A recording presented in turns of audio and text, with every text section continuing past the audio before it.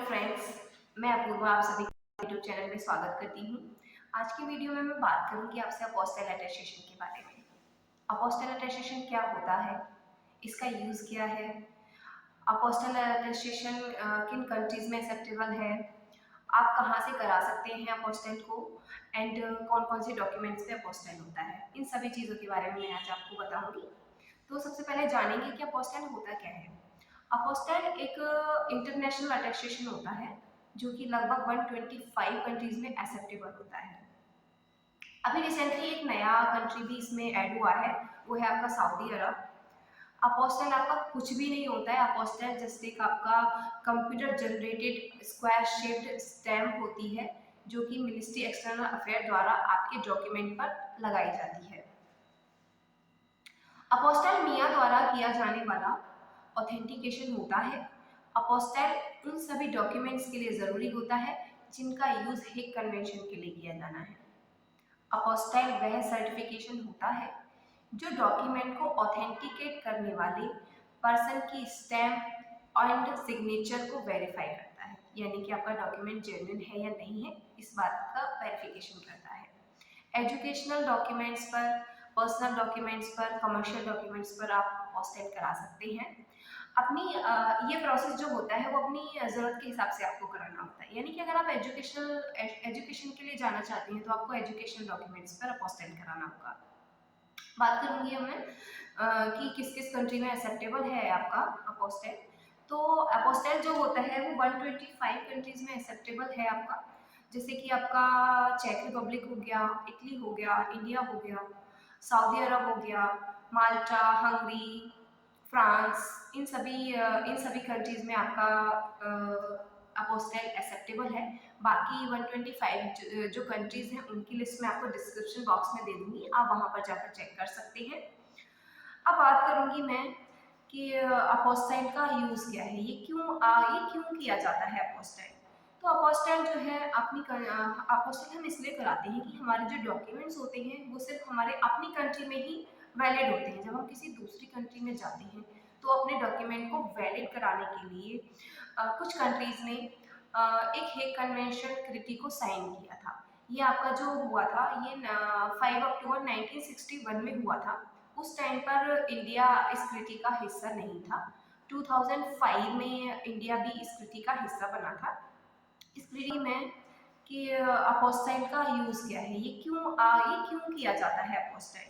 तो अपोस्टाइल जो है अपोस्टाइल हम इसलिए कराते हैं कि हमारे जो डॉक्यूमेंट्स होते हैं वो सिर्फ हमारे अपनी कंट्री में ही वैलिड होते हैं। जब हम किसी दूसरी कंट्री में जाते हैं तो अपने डॉक्यूमेंट को वैलिड कराने के लिए कुछ कंट्रीज़ ने एक हेग कन्वेंशन ट्रीटी को साइन किया था।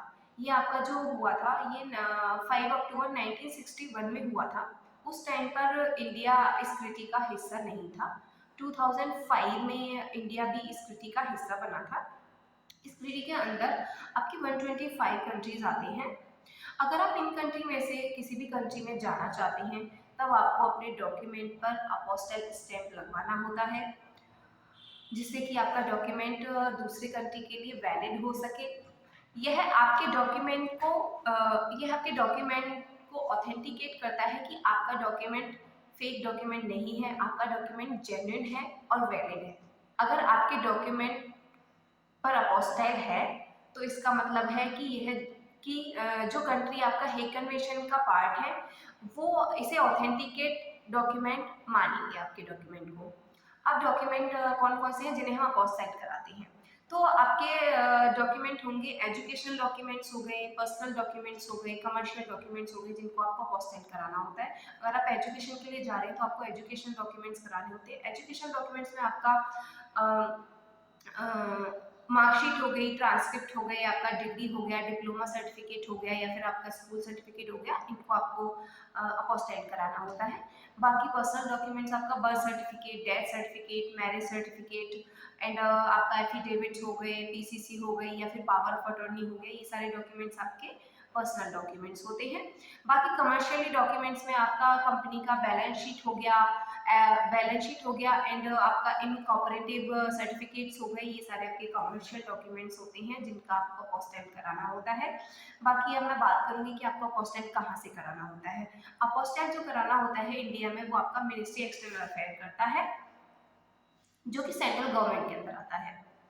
लेकिन सेंट्रल गवर्नमेंट के पास आपका डेटा नहीं होता है तो आपको अपोस्टाइल कैसे कराना होगा। तो सबसे पहले आपको अपने स्टेट यानी कि जहाँ से भी आपने अपनी एजुकेशन की है उस स्टेट से आपको अपने डॉक्यूमेंट को वेरीफाई कराना होगा।